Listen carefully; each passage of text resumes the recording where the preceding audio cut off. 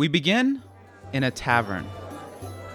The tavern explodes, the ceiling collapses, and the walls are engulfed in flames. Tables, chairs, and patrons scatter. The victims, those of which survive the initial explosion, fall out into the cobblestone street outside.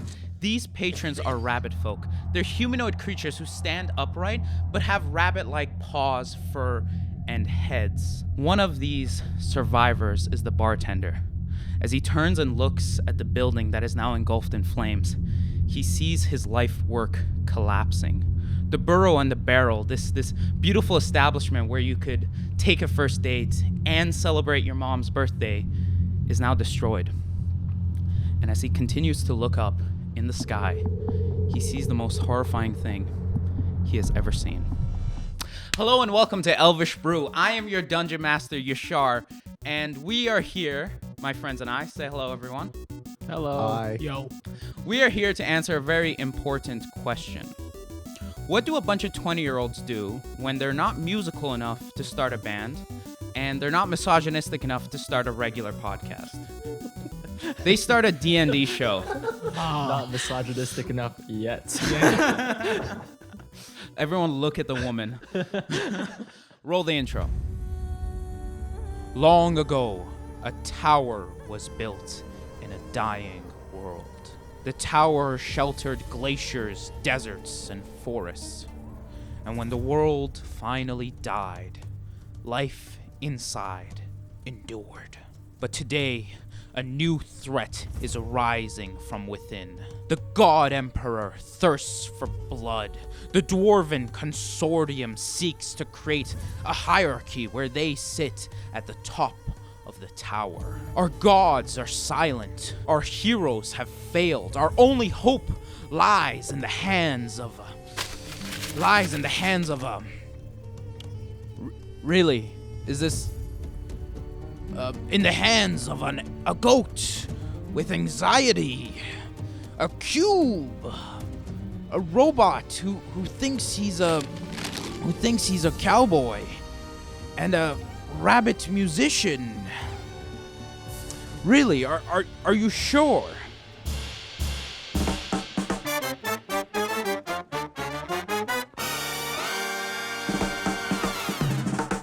Our story takes place thousands of years after the creation of the tower.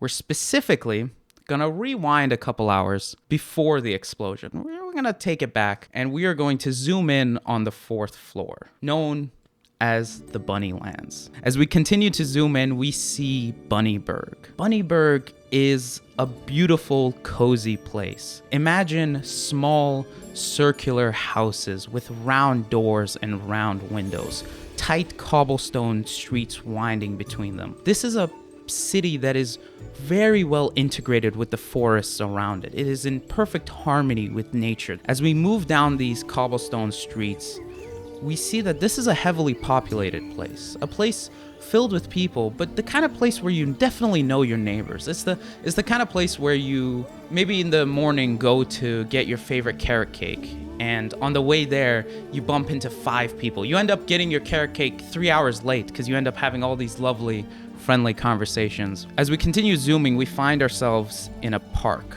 It's a calm summer day, and the young rabbit folk have gathered to celebrate. This is their last day of freedom. Tomorrow, the exam results are announced and their futures will be determined. So for now, they've decided to get some wine, get some blankets, and set up a beautiful picnic. As we move through the crowds of mingling young rabbit folk, we see that a small group has gathered and is entertaining the masses with some jovial songs.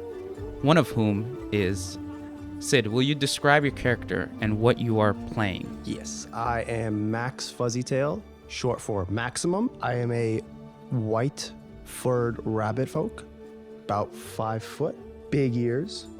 I like to do the music and rabbit poetry. I'm a bard, but in secret. Max, you are currently sitting and reciting your poetry and having fun with your 2 friends, Eldon and Ren. Ren is a fellow rabbit folk. He has light brown fur, and he's currently going at it on his flute. Eldon has his bongos out and is playing an accompanying beat to your poems. Eldon is a dwarf. Like the dwarves of this world, he has this stone skin, this gray stone skin, and this red beard. I say beard, really, it's more of these gems that protrude out of his face that he has sculpted into the shape of a beard, as is typical with the tower dwarves. As the music kind of ends, you say maybe your final, what's the final line of your poem? Like, what's the mic We're gonna drop? end with to burrow or not to burrow. Do-do-do-do-do. The bongos go, the flute ends its high tune, and the crowd starts to, some clap, some do a more pretentious snap to your poetry. From the crowd, Vessa approaches you. She is a silver rabbit folk in like a simple sundress. She has her ears up in a bow. She kind of shyly comes and taps you on the shoulder. Hey, Max, are you going to the Burrow and Barrel tonight? They have a special for students. Yeah, Eldon, Reed, and I were going over there now. Oh, that sounds great. I'll maybe see you there then. Yeah, I'll see you there. As she walks away, you feel a bump in your side. You turn and you see Eldon kind of looking at you and smiling. Come on, man. Come on. Tonight's the night. You got to make the move. Look. We don't know where we're going to be tomorrow, you know? You're probably going to be a ranger off doing training in military drills. You're not going to have time for dating. You got to make it happen tonight, buddy. Yeah, no. Tomorrow, very different world. Yeah, you're right about that. As you're talking, you see Ren look at you and he goes, Hey, Max, smile. He takes out his flute and plays a very specific tune. As he does this, the flute almost like sends out a flash towards you, and then he kind of looks at you. He's like, you want to see something cool? Okay. He plays a few other notes on his flute, and you see this like holographic projection of your image pop out of the flute, almost like a arcane camera. He managed to capture your image. What is this thing? Where did you get it? Little gift for my dad for doing so well on the exams, or I mean, hopefully doing so well on the exams. He said he'll take it back if the results aren't up to snuff. But I assured him I studied. That sounds like him. Yeah. You'll do well. Don't worry. I know you will. You think so, man? 100%. Dude, it's just crazy, right? Like, we don't know what our lives are going to be like tomorrow. I mean, you're definitely going to be a ranger. That's Mr. Maximum over here. But, like, for the rest of us, you know, Ranger. It's stressful. Ranger, yeah. I need you to roll me a perception check, Sid. Into the mic. 10. With a 10, you start walking towards the pub. What you don't notice is that a figure is tailing you. Suddenly, you feel a firm grasp on your shoulder. You turn around and you see your father. Hey, Max, how you doing? Good, sir. As you turn and you say this, your friends also see your father. The dwarf, Eldon, he immediately becomes very uncomfortable and kind of just slowly backs away. But Ren, he perks up. He goes up to your father and he goes, Sir, First Marshal, sir. He does a salute. I see no devils, so we are on track. Your father kind of turns and kind of just wanting the conversation to be over, he goes, I see no devil, so we're on track. And if I see any, we'll send them right back. Absolutely, First Marshal, sir. I hope to see you when the results come out. Thank you, Ren. If you don't mind, I just want to have a word with my son. Of course. Turns around, marches away.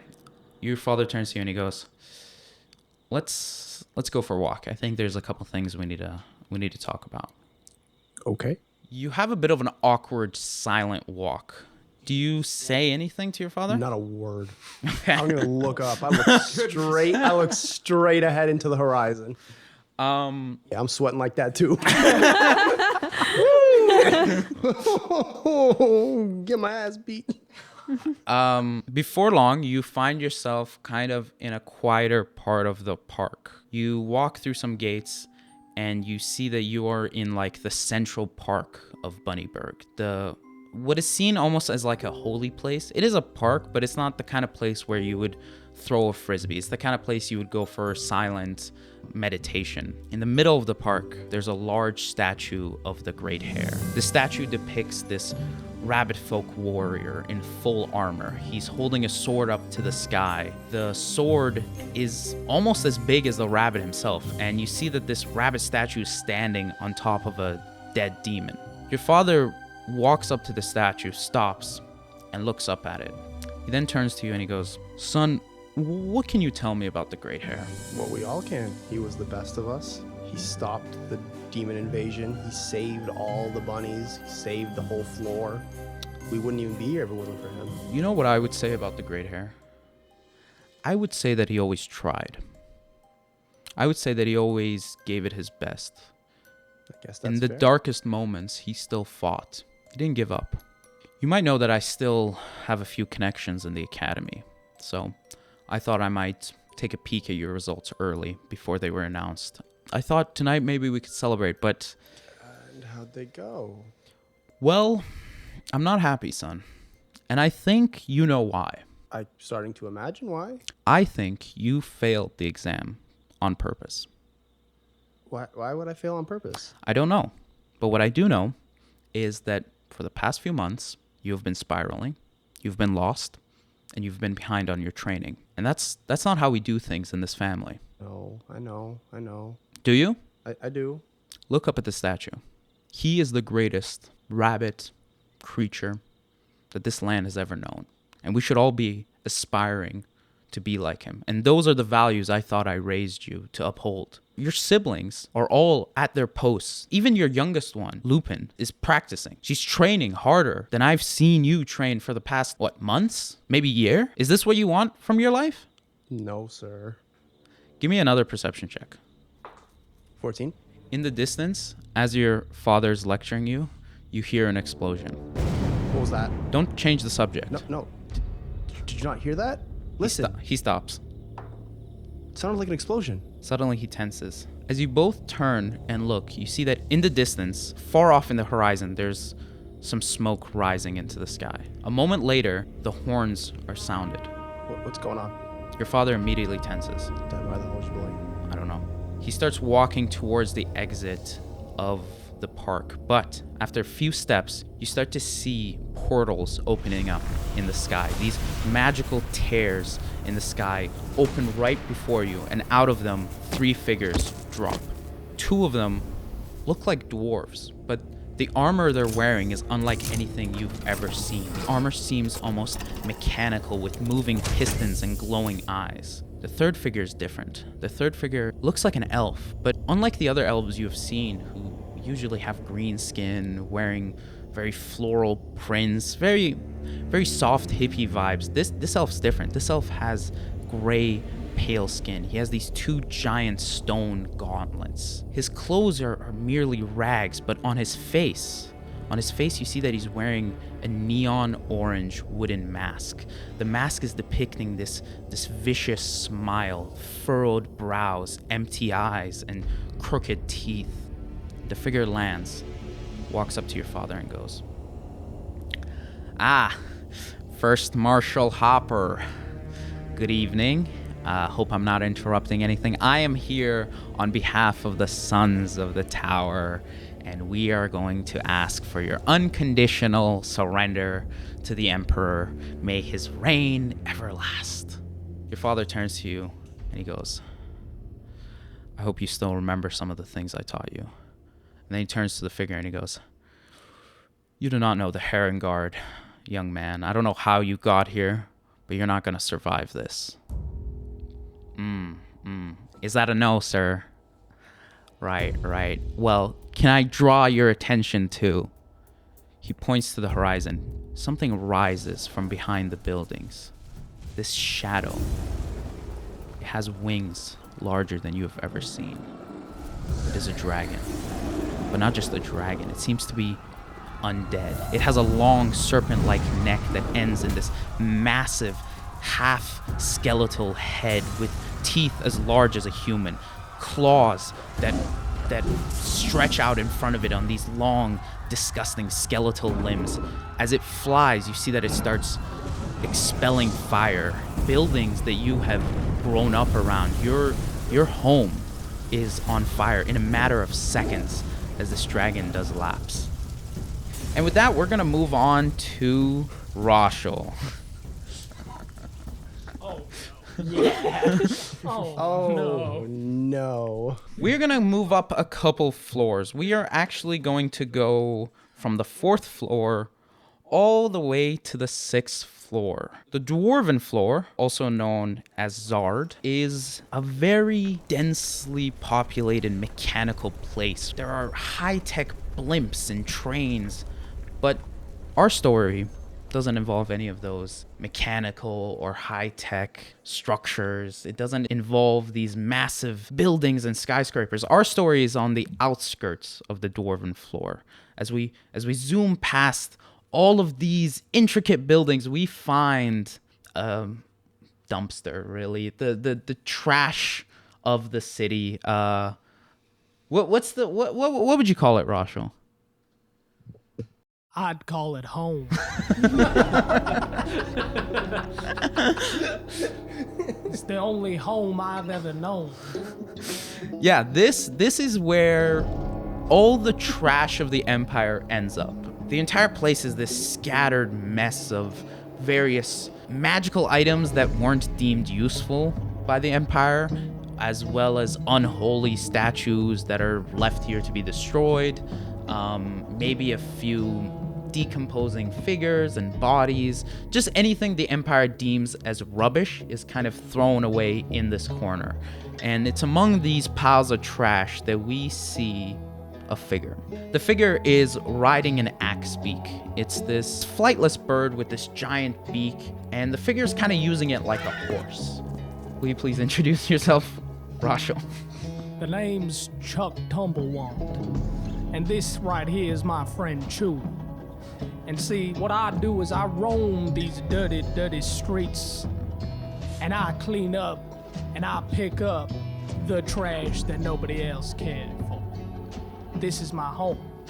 This is all I've ever known, or all that I can remember. And every day is the same. There is no change in the trash. Hey, so that was great, but when editing this episode, I noticed that Roshel does not give any physical descriptors. He doesn't mention what he looks like or what he's playing. So Chuck Tumblewand is an automaton wizard. Automatons are basically medieval robots. Imagine a robot made out of bronze, steel, wood, and magic. He wears a long burgundy duster jacket with cowboy boots and a cowboy hat. He's also missing his left arm, instead having an arm made out of the trash.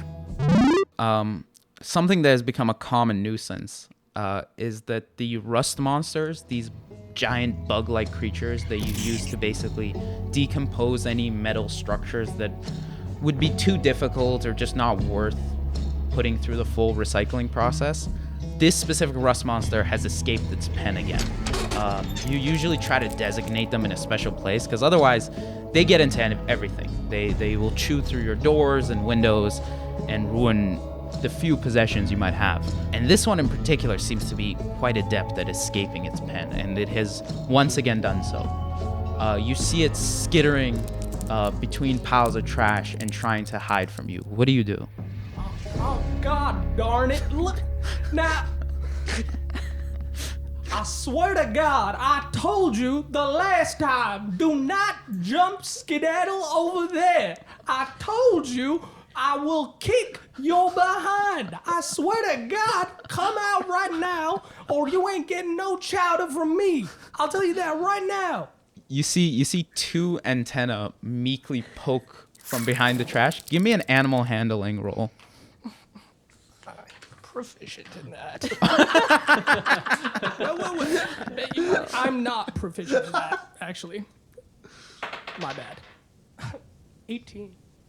Oh! Now come here. Come right over here. Slowly you see the bug kind of almost ashamed put its head down and starts skittering towards you. You see that it has a sword in its mouth that it's currently rusting. Now, listen here, buddy. I won't fault you for wanting to be free. I understand these lands ain't too pretty, but these are our homes, right? Now that pen over there, I know you want to escape it, but we all got a role to play. And your role is to be in that pen unless I tell you otherwise. Okay? Because I feed you and I take care of you. Because Lord knows there's much worse than me out there. So, now, be a good little bunny, if you will, and get your ass into that pen. Come on now. Miraculously, the rust monster seems to understand you, Damn and he right. walks into his pen. As the pen shuts, you hear... It seems like someone is at the gate. The border to this... What's the... Dumpster? Not dumpster. What's the name for giant... Landfill, yeah. Someone's at the gate to the landfill. Come on, Chewie.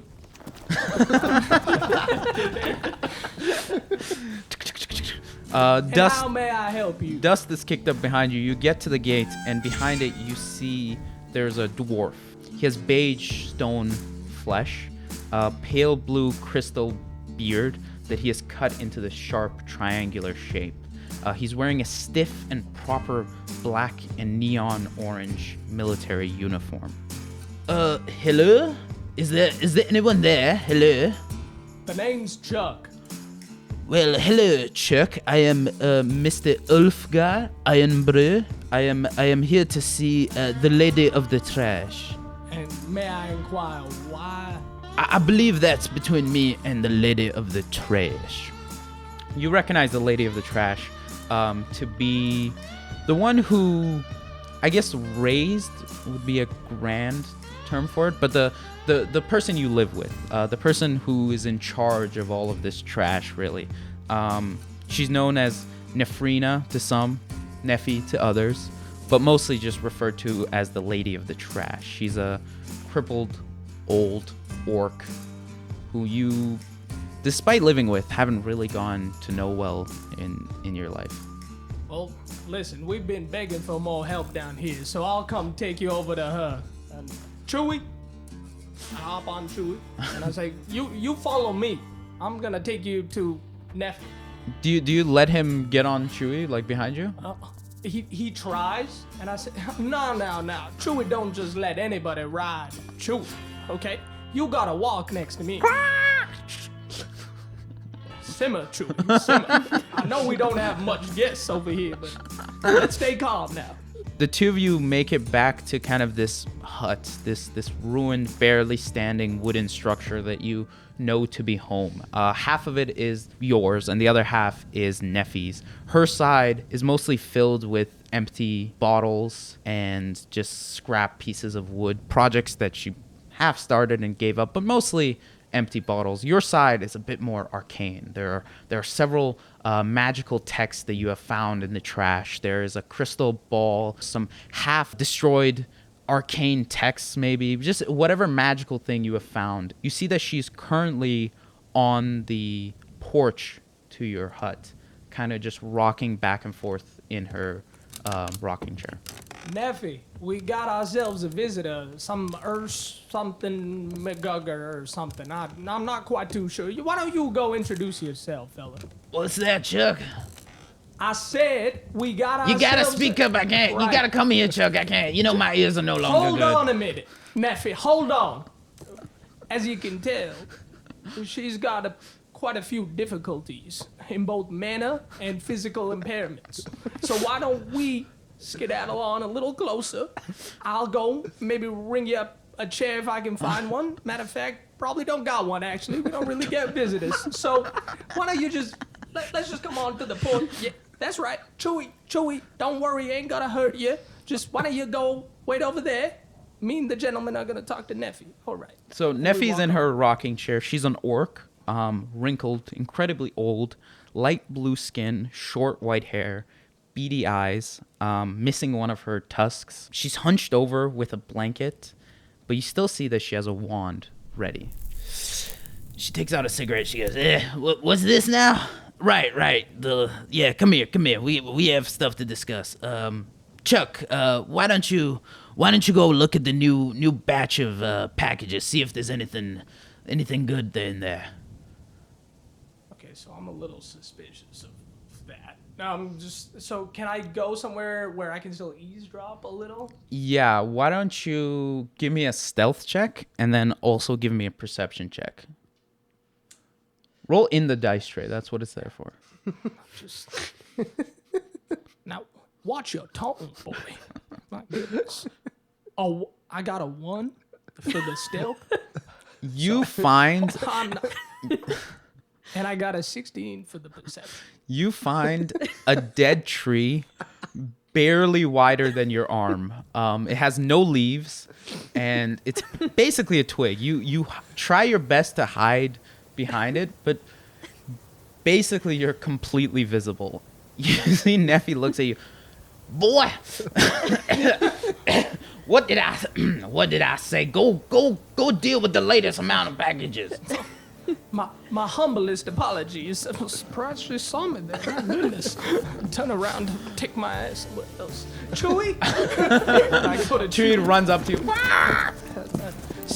Semi Chewy. I'm still trying to peek over and try to see. Boy,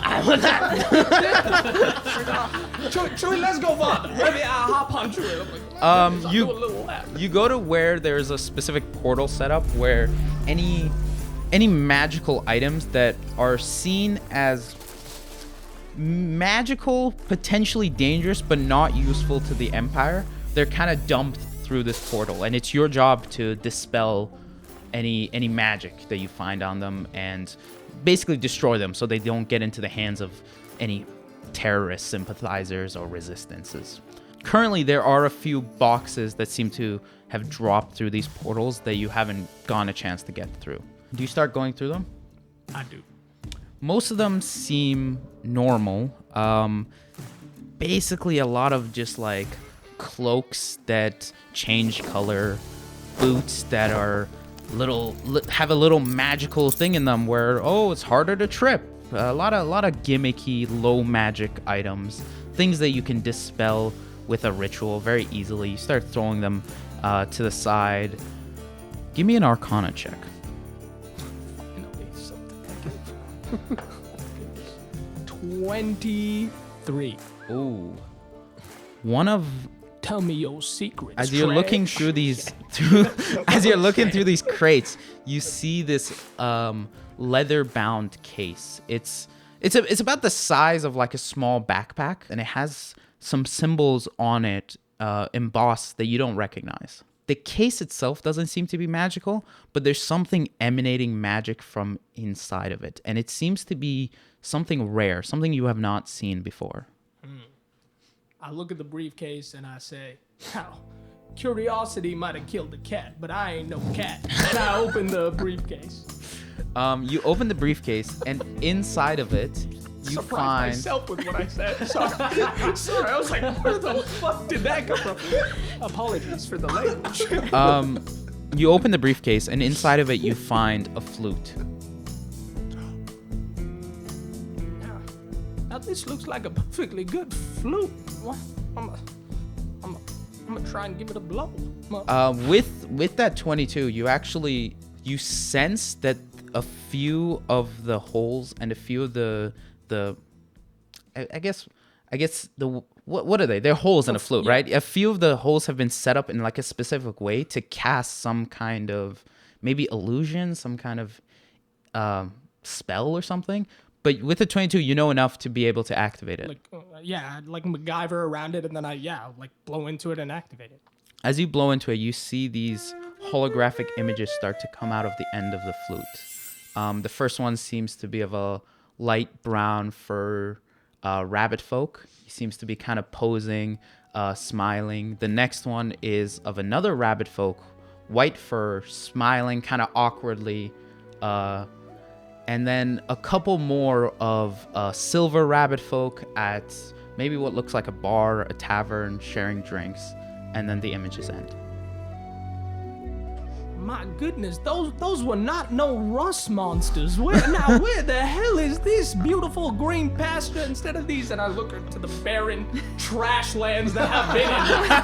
I'm like, goodness gracious, I haven't seen foliage like this. Not once in my life. I've read them in the books, but if it came from the portal, then surely these lands must exist.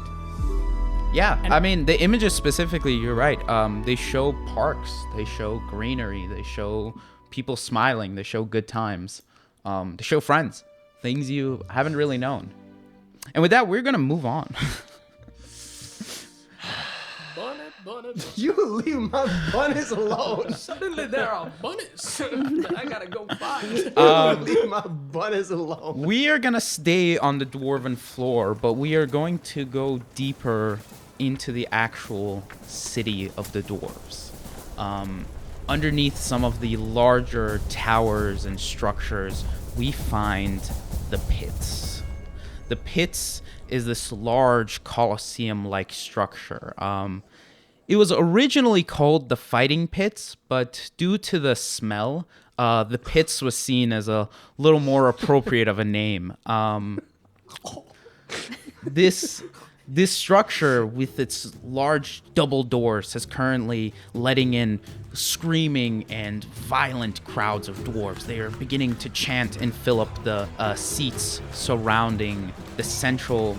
It's not a stage, it's more of like a hole where fighters go and show their might. As the crowd is beginning to take their seats, we continue to push in and we move into one of the back rooms. Behind a curtain, we find a few figures, one of which is... Michael, will you describe your character? I'm Goose. I'm big, 5 foot by 5 foot. I'm a cube of goob. That's why they call me Goose. I'm green jelly, and I'm just warming up.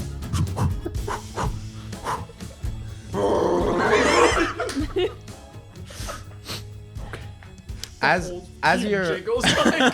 I jiggle. I jiggle the building. I jiggle people's hearts. A lot of movement. as you're jiggling, next to you, one of your friends, Momo the Mimic, starts waddling towards you.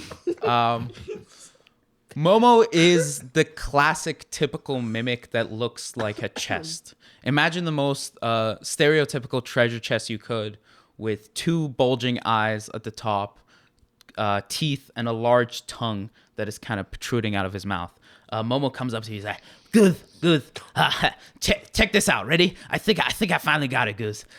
You see him flex, and you see what looks like maybe the legs of a chair, but they're not even, and they look like they're from different chairs, start to like emerge out of his torso in weird angles. But he's still very obviously a treasure chest. Momo, that's sick, Right? Whoa. Right? It's like, oh, there's a chair. No, it's a mimic. Oh my! You're gonna get paid like way more for that. You should do that every show. Well, that's what I'm thinking, because everyone's like, oh, look, there's a chest. Obviously a mimic. But now, oh, let me have a seat. Mimic. From the back, you hear Bailiff, your elven trainer. Shouldn't you two be doing your pre-fight rituals, warming up? Like I know I'm gonna win anyways. It's just big in the tummy, dead. Like, what do I have to do? Honestly. From the shadows, Bailiff walks out. He is an elf. The elves of the tower are a little different. He has green skin and butterfly-like wings. He also has a long, slender face, big eyes, and the classic pointy ears. He currently has a shaved head, yellow monk robes, and these iron shackles around his wrists and legs.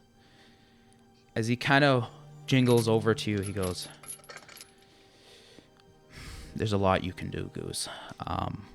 You can train, you can practice some of the chi techniques we talked about. I feel like you're getting stagnant in your training, and you can't be too confident out there, because that's when they get you." You're right. Sorry. You ever feel like you're not where you're supposed to be? He looks down at his shackles. He looks up. He's like, "No, I actually never feel like that. I think I'm exactly where I want to be, actually." That Yeah. was a dumbass question, wasn't it? I'm sorry, Bailey. It's all right. look, there's something we need to talk about.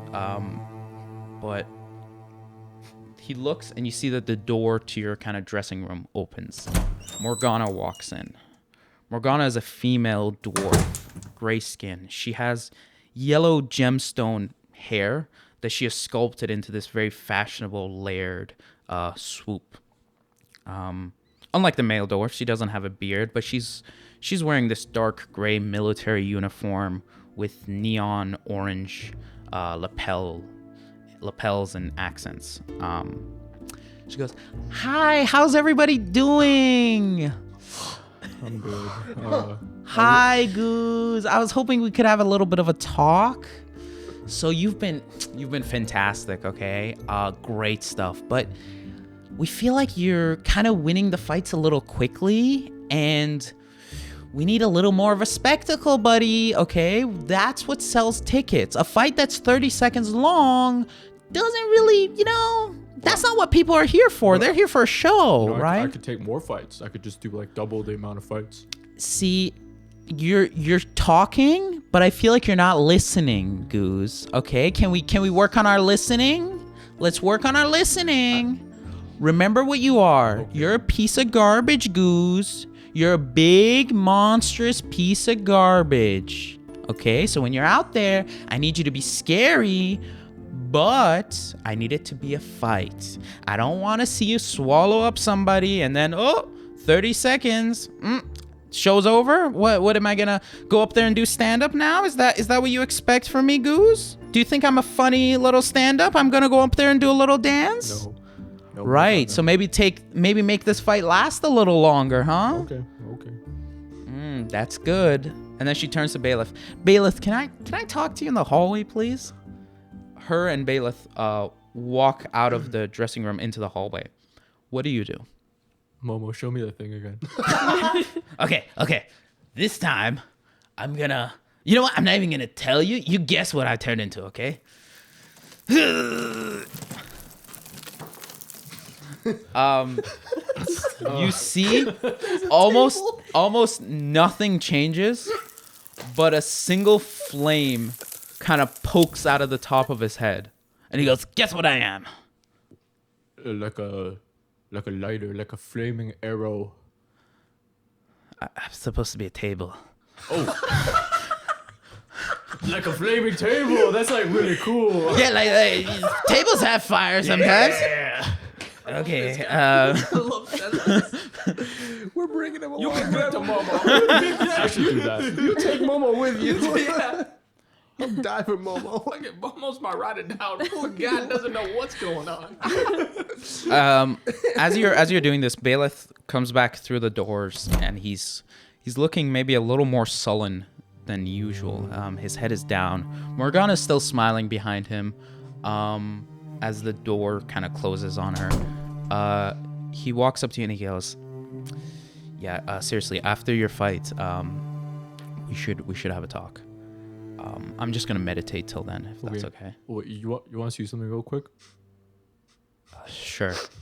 Okay, I use my shape self, and I turn into a rectangular table, and I use my little elementalism spell to light up one end of it.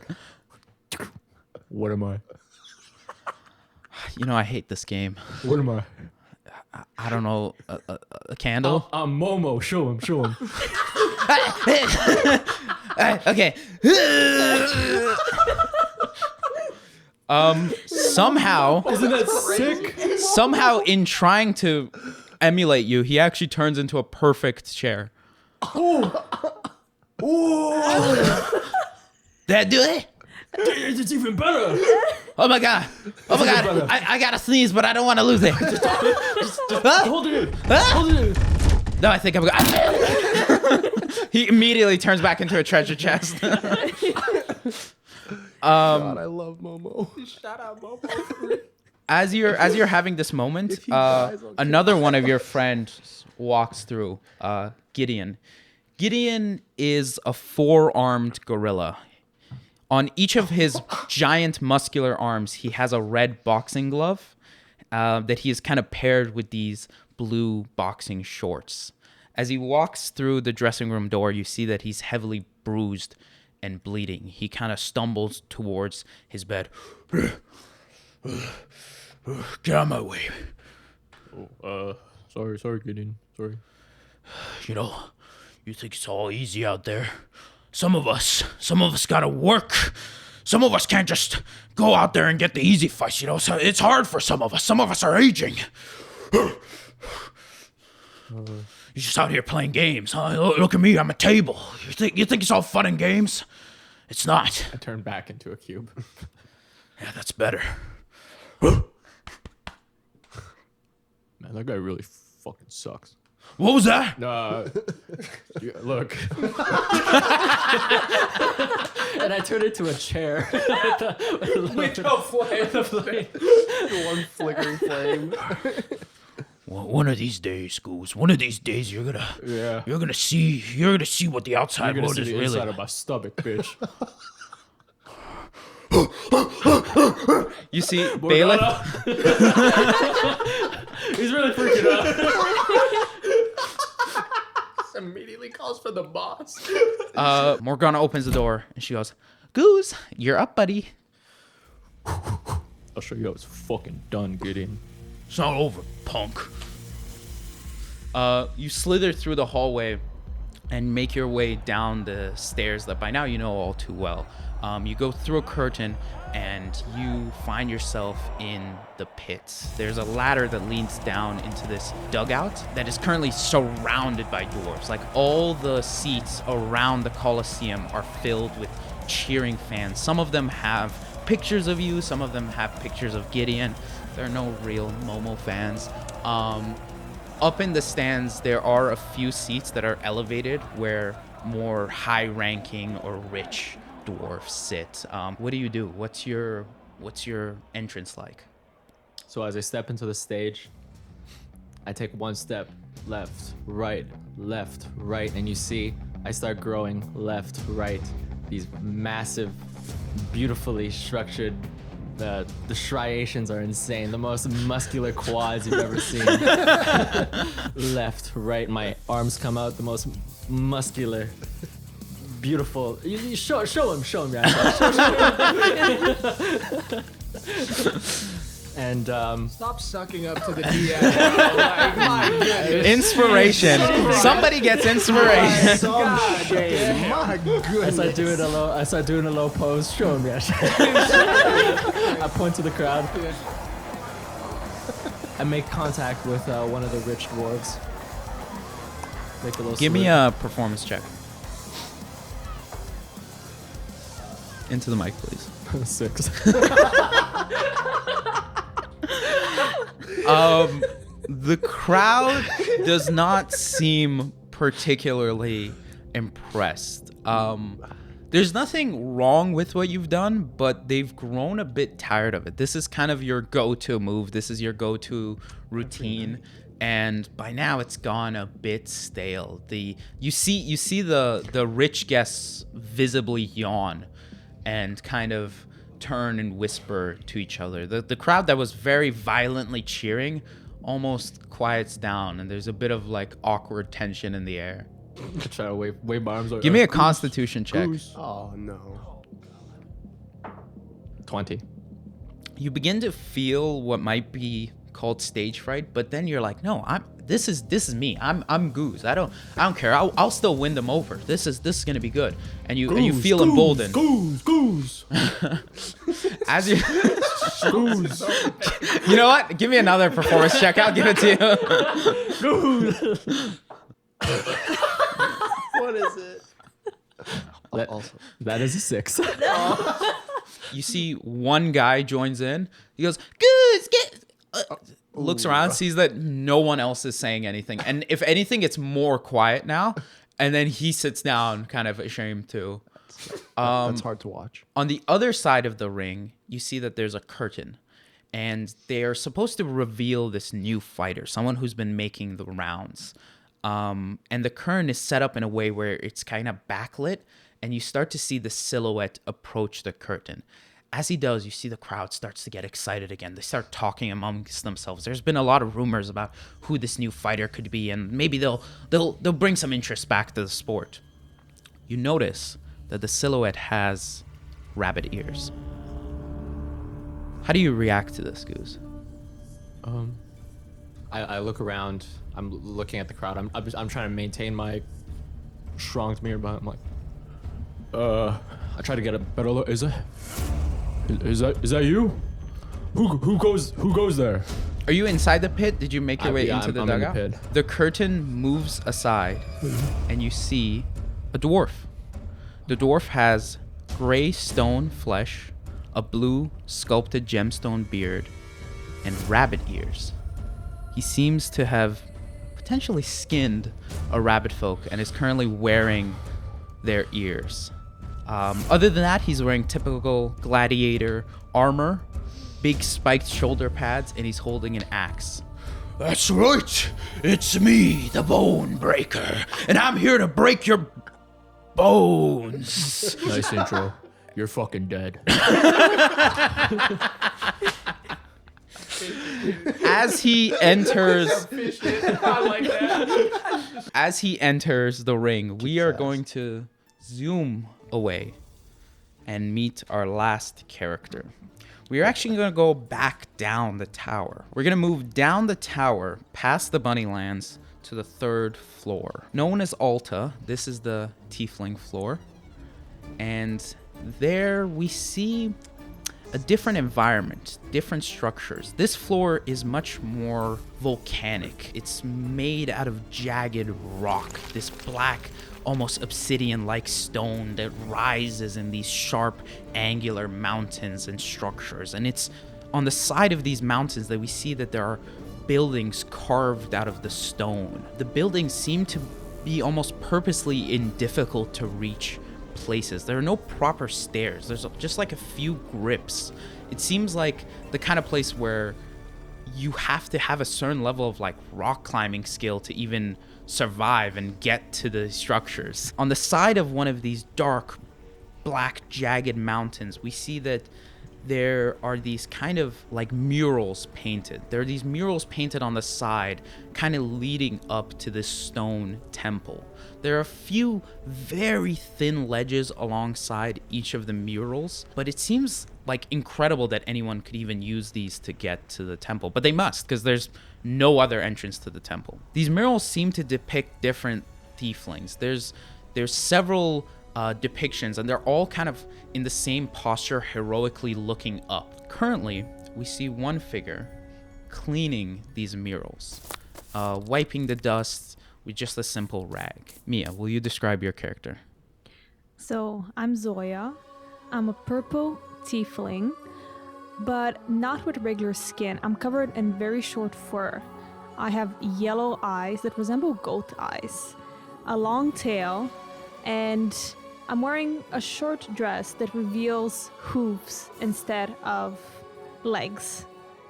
I'm wearing simple attire, and I'm just enjoying the silence and dusting the murals. We won't be able to stealth into nothing, huh? Speak for yourself. Goose You got speak for teeth, yourself. I'm a bunny. I'm so sorry.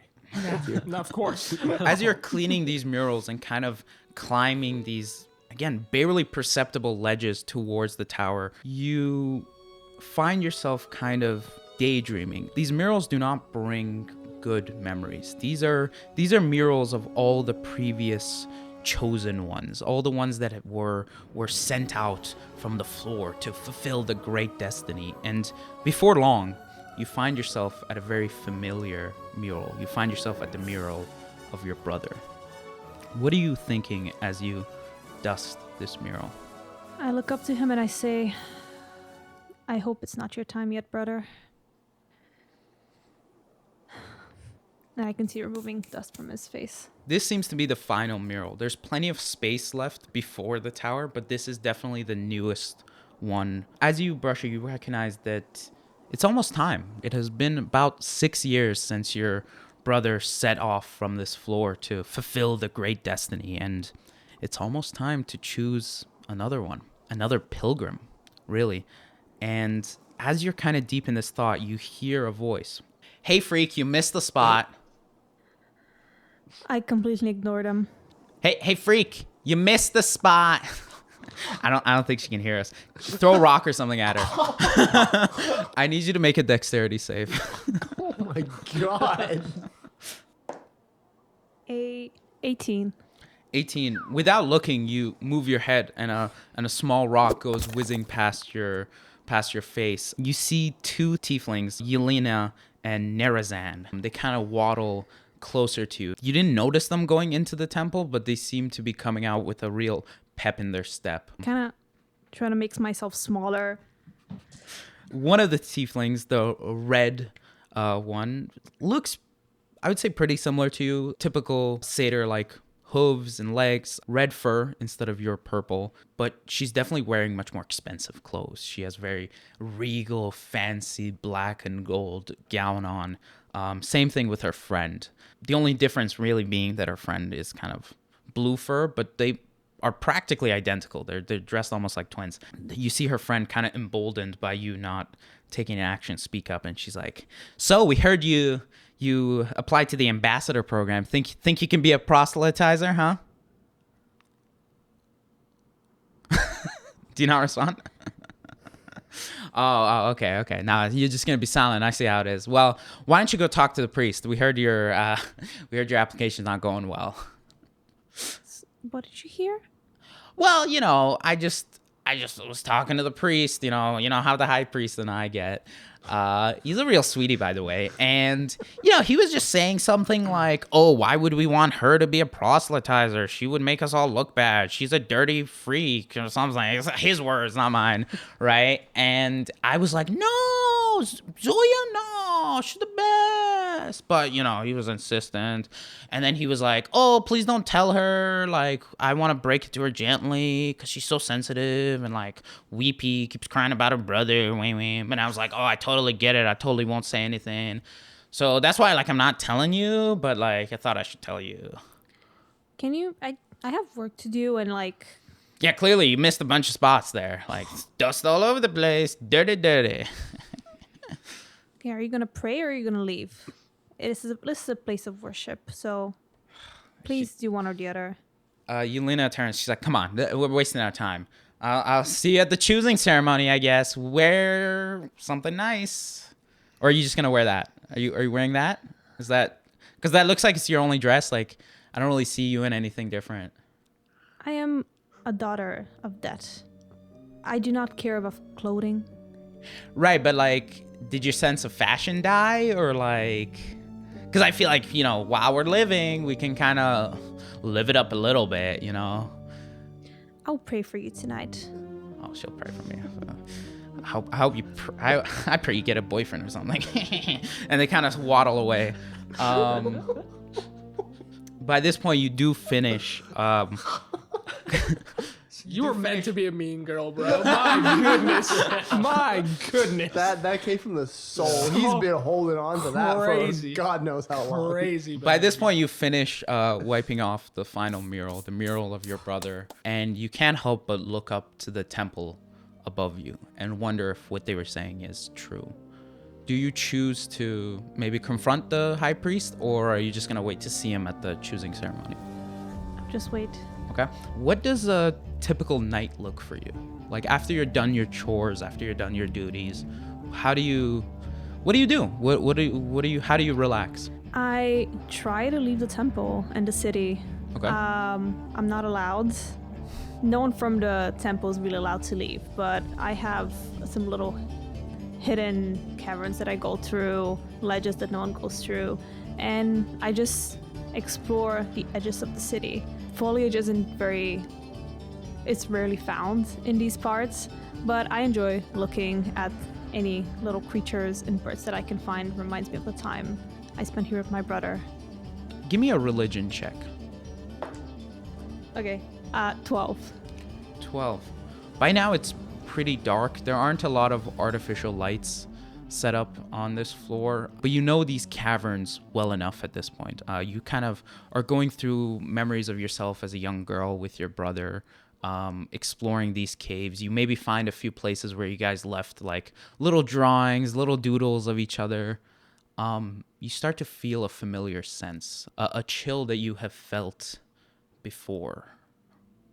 It's almost imperceptible, but you feel like there's a change in the air, like something big is coming, that your destiny is about to change. What do you do? I sniff the air and I look at the sky and I realize I'm late. And I book it. Yeah, you've been wondering so much that it is almost dawn now, and the choosing ceremony is about to begin. You rush to one of the central caverns that is inside the main mountain on this floor. In the middle, fire dancers are setting up and getting ready for their performances. Giant drums are moving into position, and you see that this strange round mechanism with a hand crank on the side is being set up. And currently, the high priest is loading individual wooden balls into it. And you see that Yelena is talking to the priest. And she's like, if you want to put my name in there twice, like, I would totally not tell anyone. Like, that could just be between us. I ignore them and I look around if they've set up the food station that they usually have for these type of celebrations. The ceremonial food station, in fact, has been set up. Okay. I go and I try to steal something. Give me a sleight of hand. A 3. Almost immediately, you see a robed figure in the ceremonial robes covering his face. Only his horns are sticking out. Excuse me. We're not serving food yet. Oh, no. I just, the arrangement wasn't really right, so I was trying to fix it. Don't worry, I'm just gonna leave. I would appreciate that. Before long, the people start pouring in and the ceremony is ready. You have your own couple of duties, mostly cleaning, unfortunately. You set up a few of the extra chairs that are needed. You set up a few banners. And as you're doing so, the high priest kind of walks up to you. He goes, Zoya, I was hoping we might get a chance to speak before the ceremony. Hello, priest. Now, I saw that you applied again to be a proselytizer. Now, you understand the role of a proselytizer is quite different to a pilgrim, right? A pilgrim is chosen to fulfill their great destiny, and a proselytizer we send out to make us look good, right? We send them out to pave the path for the pilgrims, to help with interspecies relations and increase our PR, essentially. You understand that, right? Yeah. Right. So do you think that's something you would excel at?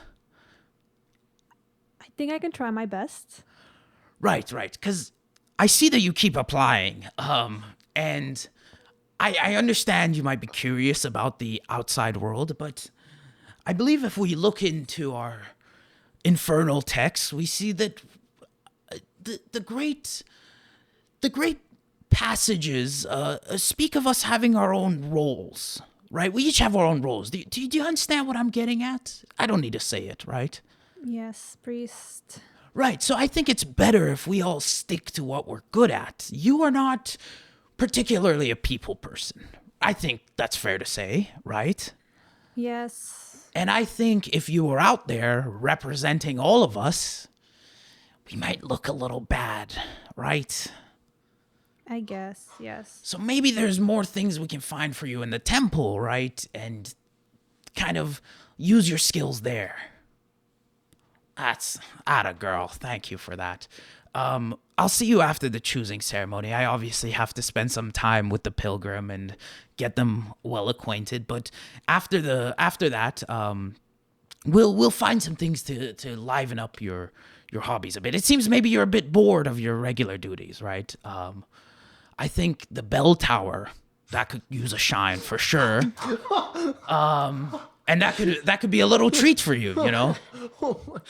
That would be a blessing, yes. Bless you, my dear.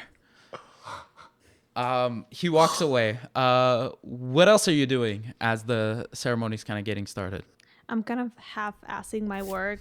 Like, I just want this to be over. I'm super excited about the food afterwards. We're usually not given much, but like, we're thrown some leftovers. So this cavern extends out, and on all the sides there are like chairs, some carved into the actual stone, but a few extras have had to be added, and those are like more like little wooden chairs, and they all look down into where this giant drum is, this giant mechanism.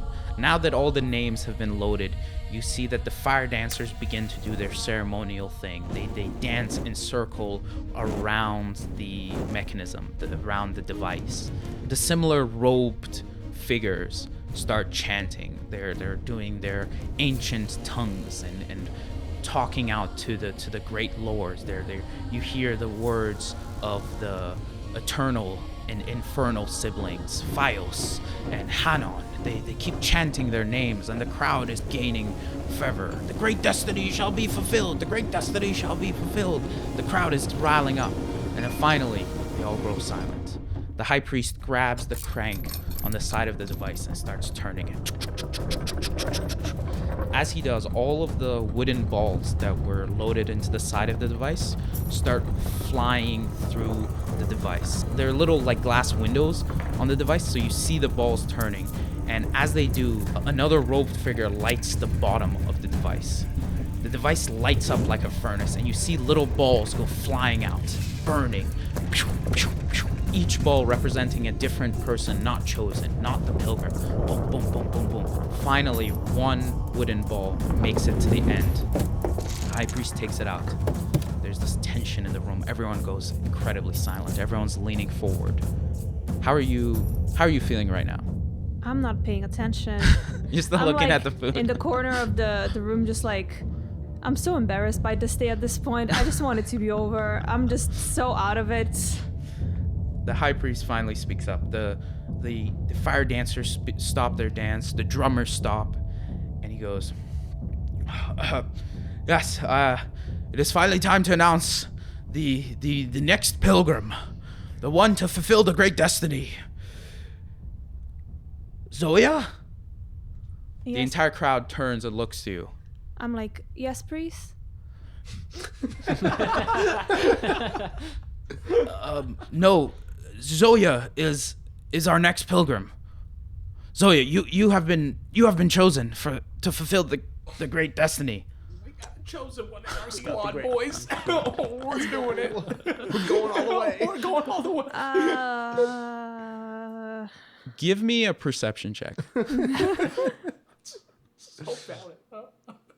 Yeah, I'll see the face of that bitch who keeps attacking. Yeah, for real. See her. What 19. you doing? With the 19, you see Yelena Yeah. faints.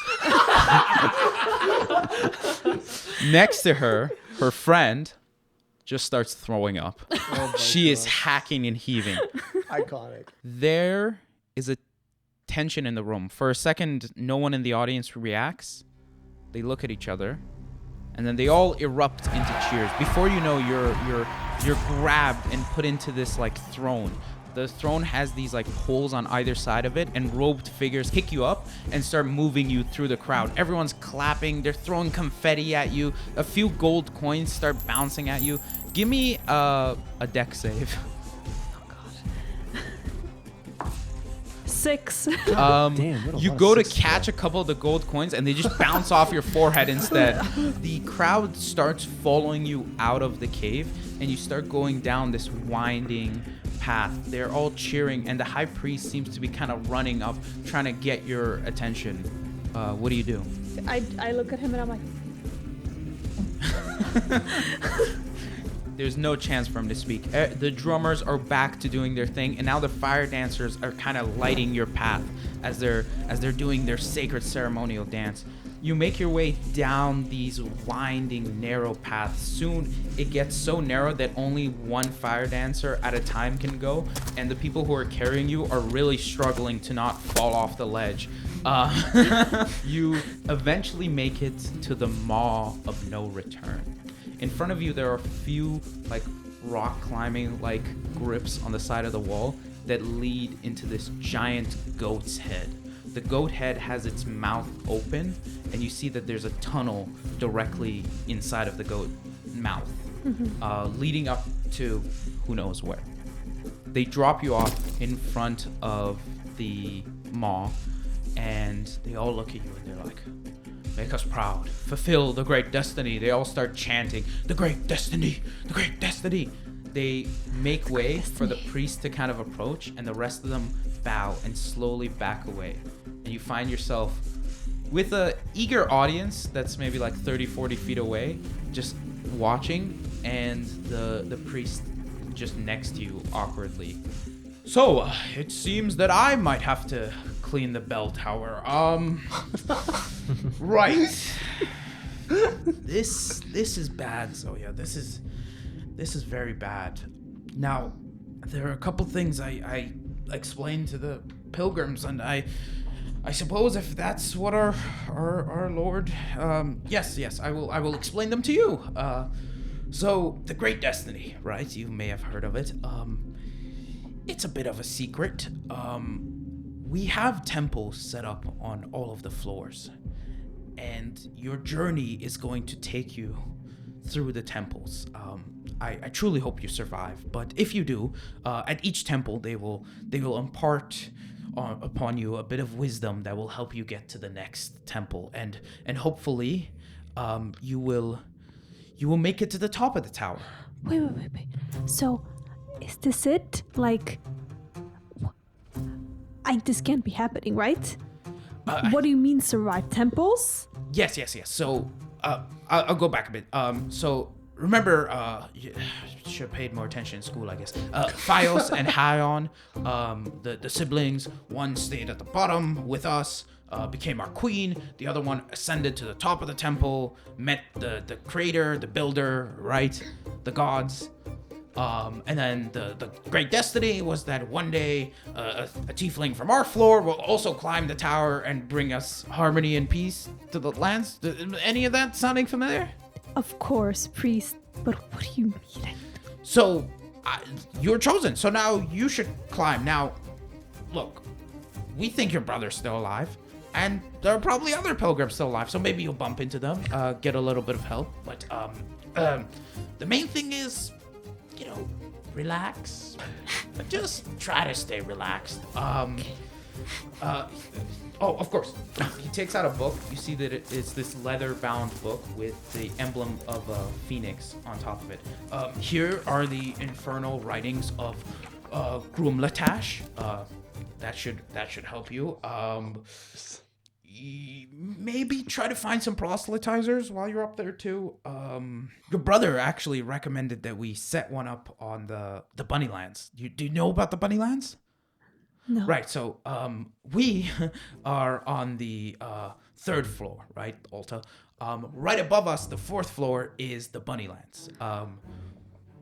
We found a hard time finding an inroads, but your brother recommended that they might be useful, so we have set up a few covert proselytizers to kind of check the area out. From what we've gathered, it's a pretty peaceful, stable, calm place. So when you ascend the tower, I would recommend going there first. It's one of the safer floors. Enjoy the nature, the scenery. I hear they have this ice of cream. It's supposed to be quite good. And if you can find a proselytizer, they will hopefully tell you how to get to the next level. Normally, the floors have portals that connect each other. We don't have that. So you're gonna have to climb to the floor. So once you pass through the maw, you will find yourself right next to the tower window. He takes out a bottle. This is Phantom's essence. It will let you pass through the window. Then you will climb the outside of the tower, up, and then here's another one. You drink this one, and you can climb back through the tower window. Back through? Yeah. So you're gonna go through the window. So you see that mouth? You go through that mouth, and then you're gonna be right up against the window. You go outside, climb the tower, drink the potion, otherwise it won't go through the window. Boom, you just hit a window. You drink the potion, right? You pass through the window, climb the outside of the tower, right? Now, if you fall, no one's gonna come and save you, and there's demons and hellish things out there, right? Not a fun place. So outside the tower, climb, drink the next potion, through the next window into the bunny lands. Any questions? I think that's pretty clear, right? Simple enough. Yeah. Let me try to think if there's anything else. I'll pray Don't for you. have anything. Clothes, weapons, food. Yeah, you'll make do. The point is to let God be your beacon. Okay. Is there anything particular you wanted? I think I'm good. Thank you. That sounds good. Remember your training. Remember you're representing all of us. Also in the eyes of God now. So. Okay. Look, I may have said some things to you before, but I want you to know that I've always believed in you.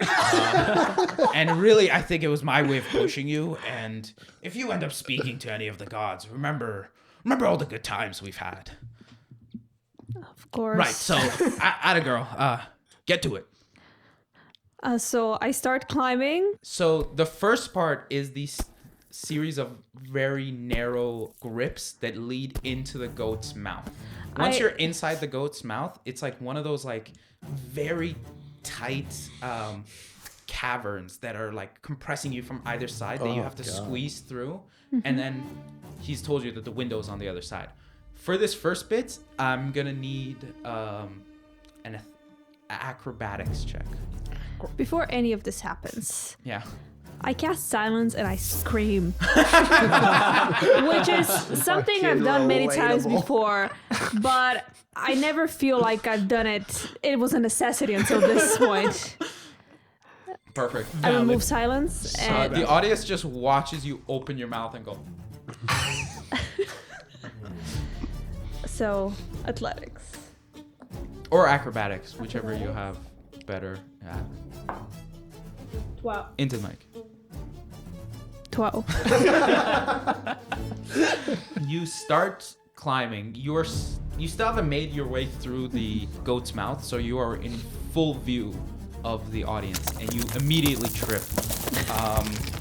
I'm gonna need you to take 3 damage as you immediately stumble down the wall and end up right where you started. The entire audience kind of gasps and start whispering at each other.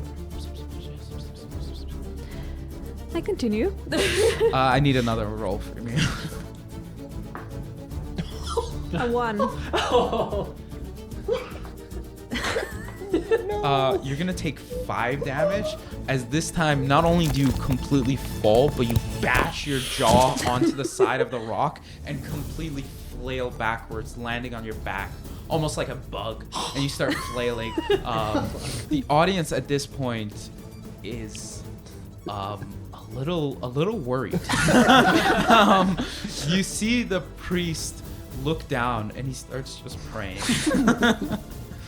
So what I do is I cast darkness their way, like cloud around them so they can't see anymore, and then I continue climbing. I love that the spells are geared around social anxiety. Don't watch this. No. The audience sees just this suddenly orb of darkness overtake them. And now with a little bit of privacy, give me another roll. This time at Please. advantage. Please. Okay, 13. God. Yo, she's not gonna make it to the bunny land. Managed to make it anywhere. Do you want to cast guidance or something on yourself? Yes. I cast guidance on myself, and now it's 13 plus 4. Yeah, it's a con spell for up to 1 minute, so you can press it before and just concentrate on it. And Okay. then go up. We'll redo that. So you I guys also are- like the struggle to even make the first step. And like it's not. I've been climbing my entire life. Yeah. Like, this is. That's you crazy. finally She's a start goat. choking. Fate is telling the story. This is just pure anxiety. Fair. Yeah. So We are what were you an gonna anxious group. I cast guidance on myself. do? Okay. Now that I've calmed myself, I'm no think- longer in the public eye. So Even you, guided. I'll keep your 13, but I think guidance you roll a d4. Yeah. All right. Please, man. 4. You make it up. You climb up and you find yourself in the throat almost of the goat. This cave gets narrower and narrower. You're starting to feel almost claustrophobic, and before you know it, you're out on the other side. In front of you, you see the window. It's pretty rare to be this close to the window of the tower. As you look outside, you see the world outside of the tower. You see the scorched, ruined land. You see a hellish landscape with no life, no foliage, and a few grotesque. Can you stop dropping? Dude, that's your coaster. I'm sorry. I did this and it stuck to it, and I was like, uh-oh. Yeah, you see this hellish landscape. A few grotesque demons in the distance are marching. What do you do? Take the first potion. I'm like, I really hope this was the correct potion. And I drink it. As you do, you start to feel light, and you kind of reach out. You touch the window, and your hand just passes through it. Okay. I go through the window. You grab onto the ledge of the window, and immediately you're met by this like incredible harsh heat. This dry, brutal heat. Like, you're a tiefling. You're used to heat, but there's something different. It's like your energy is almost immediately drained. It's not just hot, but it feels bad. Like, you feel almost hopelessness. And you hear these echoing screams that are coming from almost nowhere. Like, as if inside your head you're hearing the screams of people long dead, people who died long ago. Do you start to climb? Here goes nothing.